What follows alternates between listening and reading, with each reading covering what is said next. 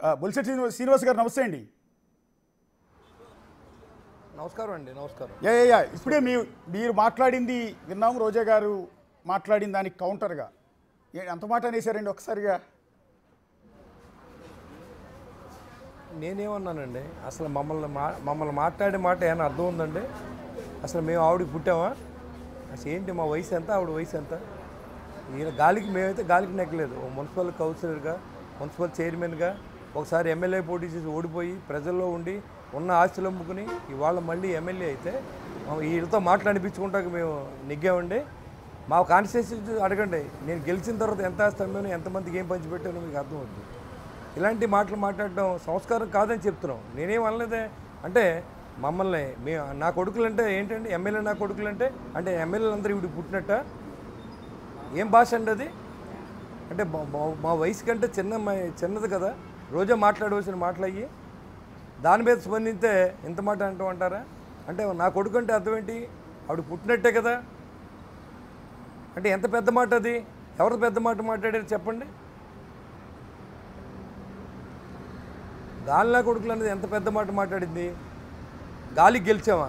కష్టపడి గెలిచాం, ప్రజల్లో ఉండి గెలిచాం, ప్రజల కష్టాల్లో ఉన్నాం, ప్రజల నష్టాల్లో ఉన్నాం. ఈరోజు కూడా అదే రకంగా పనిచేస్తూ ఉన్నాం. బాధ కలుగుద్ది. ఎవరు పడితే అలా మాట్లాడితే ఒప్పుకునే రోజులు కాదు ఇవి. ఎవరిని ప్రతి వాళ్ళని బెదిరించడం, మేము వస్తాం, మీ సంగతి చూస్తాం, ఏం చూస్తారండి? అదే పరిస్థితి నేను అనుకుంటే ఇప్పుడే చూస్తాం. కానీ మన ప్రజల్ని గెలిపించింది సంగతులు చూడడానిక, ప్రజలకు సేవ చేయడానిక అనేది ప్రజలు కూడా ఆలోచించేయాలి. ఇవాళ నేను మాట్లాడింది ఒకటే చెప్తున్నా. ప్రజలు మంచి చేసినా మంచి అని చెప్పకపోతే రోడ్లెక్కి మాట్లాడుతున్న జగన్మోహన్ రెడ్డి బ్యాచ్కి ఏం చెప్పాలి? కులాలను విడదీస్తూ ఉన్నారు, మతాలు విడదీస్తూ ఉన్నారు, కాపులతో మీటింగ్ పెట్టిస్తాడు, కాపులతో పవన్ కళ్యాణ్ గారు తిట్టిస్తారు, కాపులతో చంద్రబాబు నాయుడు గారు తిట్టిస్తారు. ఏంటి, ఎలాంటి ఇండికేషన్ అండి ఇది? ఇది రాష్ట్రం పాడైంది.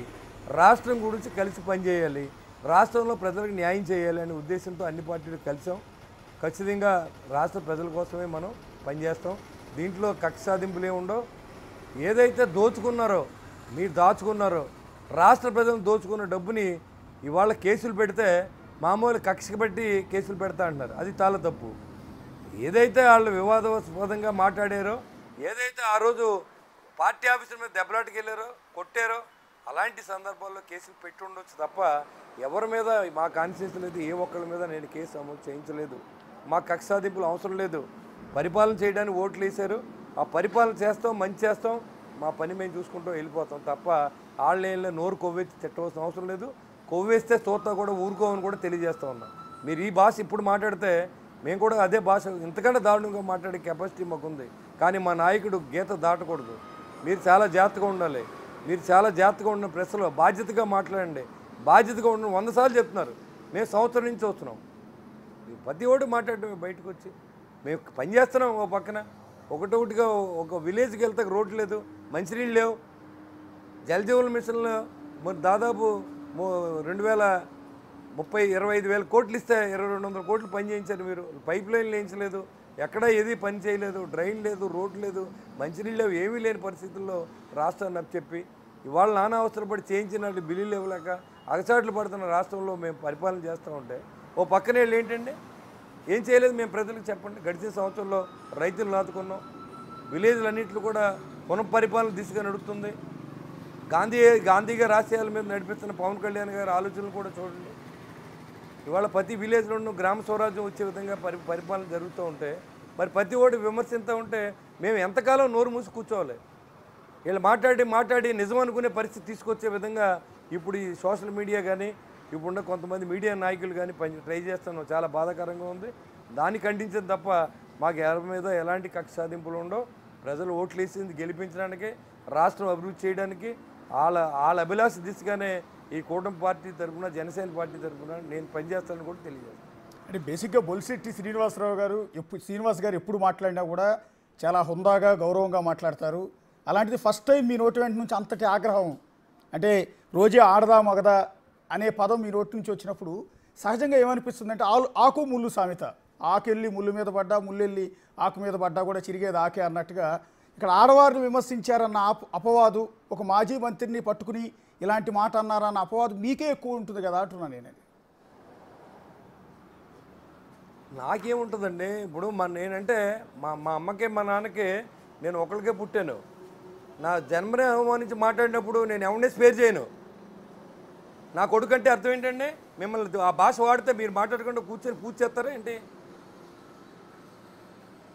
ఎమ్మెల్యే నా కొడుకులు అంటే అర్థం ఏంటి?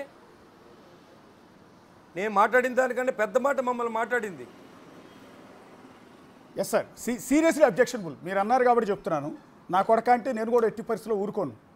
ఎవరూ ఊరుకోరండి బేసిక్గా. కాకపోతే ఏంటంటే నేను అంటుంది మీకు అర్థమైందా? అదే చేశాను నేను కూడా. ఆడవాళ్ళని కూడా అదే చేశాను, చేస్తాను కూడా. ఆడవాళ్ళు మగవాళ్ళని ఎన్ని మాటలు అన్నా కూడా ఇక్కడ భాష మార్చుకోకపోతే ఏమీ చూడవలసిన అవసరం లేదు. వాళ్ళ భాష మార్చుకోవాలి. హోందాగా వ్యవహరించమనండి, మేము అంతకంటే హోందాగా వ్యవహరిస్తాం. దిగజారి మాట్లాడితే దానికి పరివేశానం కూడా వేరే ఉంటుంది. పవన్ కళ్యాణ్ అంటది ఏంటండి? అసలు ఏం మాట్లాడుతుంది పవన్ కళ్యాణ్ గురించి? ఒక మంత్రిగా రాష్ట్ర ఉప ముఖ్యమంత్రి ఇతని పవన్ కళ్యాణ్ గారు లేదా పవన్ కళ్యాణ్ ఏంటి ఆ భాష ఏంటి?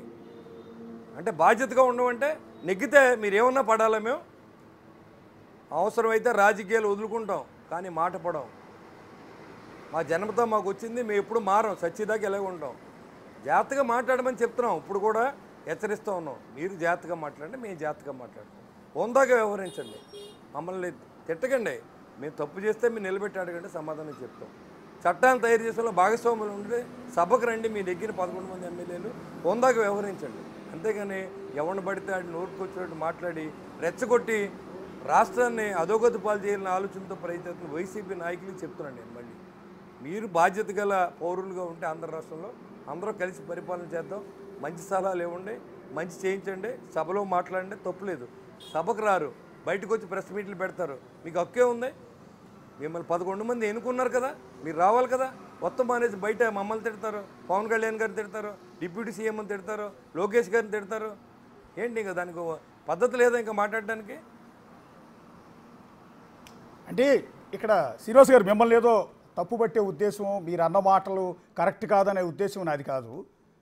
జస్ట్ ఏంటంటే మీకు ఇక్కడ ఒక సందర్భం వచ్చింది కాబట్టి మిమ్మల్ని అడుగుతూ ఉన్నాను. ఇంకో క్లారిటీ కూడా మీకు ఇస్తున్నాను. యాక్చువల్లీ ఆవిడ మాట్లాడింది నగరి నియోజకవర్గంలో జరిగిన ఒక వైఎస్ఆర్ కాంగ్రెస్ పార్టీ కార్యక్రమంలో. అంటే నాకు తెలిసినంత వరకు, నాకు అర్థమైనంత వరకు ఆవిడ అన్నది ఎవరిని ఉద్దేశించి అంటే నగరి ఎమ్మెల్యే గాలి భానుప్రకాష్ రెడ్డి. ఆయన ఇంటి పేరు గాలి కాబట్టి గాలికి గెలిచిన గాలి నా కొడుకులు అన్న ఉద్దేశం వచ్చేలా ఆ ఎమ్మెల్యే మీద ఉన్న కోపం, ఆగ్రహాన్ని వ్యక్తం చేసే ప్రయత్నంలో ఆవిడ ఆ మాట అన్నారు. కాకపోతే నా కొడుకులు లు అని యాడ్ అవటం వల్ల ఫ్లోరల్ వర్డ్ అయ్యి అందరికీ అప్లై అయింది. అంటే మీకు క్లారిటీ ఇస్తున్నాను నేను కూడా క్లారిటీగానే చెప్తున్నాను. నా కొడుకులు అనిపించుకుని బతకోవాల్సిన అవసరం లేదు. సావన్న సత్తంగానే నా కొడుకులని మేము ఎవరితో అనిపించుకోవాల్సిన అవసరం లేదు. అది కూడా మేము ఆవిడ తమాయించి మాట్లాడాలా. ఒక మాజీ మంత్రిగా చేసిన వ్యక్తి మాట్లాడవలసిన భాష అని అడుగుతున్నాను నేను. ఆడపిల్లలు ఇలా మాట్లాడతారని అడుగుతున్నాడు. మేమేమన్నాం? అలా మాట్లాడొద్దని చెప్తున్నాం, మాట్లాడకూడదని చెప్తున్నాం. భానుప్రకాష్ రెడ్డి అయితే మాత్రం మాట్లాడాలంటే మీరు సింగులర్గా మీ కాన్స్టిట్యూన్సీలో మాట్లాడుకోండి. గాలికి గెలిచిన గాలి నా కొడుకులు అంటే అర్థం లేదండి. మీరే వినిపించారు కదా ఇప్పుడు క్లిప్పింగ్. అవునండి. దాంట్లో అర్థం ఏంటండి? ఎమ్మెల్యేలు అందరినీ తిట్టినట్టే, ఇంక్లూడింగ్ వైఎస్ఆర్సీపీ ఎమ్మెల్యేలతో సహా. నేను ఇలాగ అంటాను. అంటే నన్ను ఇష్టం వచ్చినట్టు దూషిస్తున్నారు కాబట్టి నేను కూడా మాటలు తోలాల్సి వస్తోంది అనేది ఆవిడ నిన్న నేను ఇంటర్వ్యూ చేసినప్పుడు అందులో మాట్లాడారండి. నన్ను నా కొడుకు నేను కలిసి ఉన్న ఫోటోలు కూడా మార్ఫింగ్ చేసి దరిద్రమైన పరిస్థితి క్రియేట్ చేశారని కన్నీళ్లు పెట్టుకున్నారు ఆవిడ. అలాగే ఈ మాటలు భరించలేక నా కూతురు వేరే కంట్రీకి వెళ్ళిపోయింది అని. ఎవరంటే యాక్షన్ తీసుకోండి, యాక్షన్ తీసుకోమనండి సార్. మీరు ఏదన్నా ఇబ్బంది పడితే మీరు కూడా కంప్లైంట్ చేయండి. మాకు సంబంధం లేదు అది. మాకేంటి సంబంధం? ఎవరు పెట్టారో వాళ్ళకి డెఫినెట్గా పనిష్మెంట్. మొన్న చంద్రబాబు నాయుడు గారు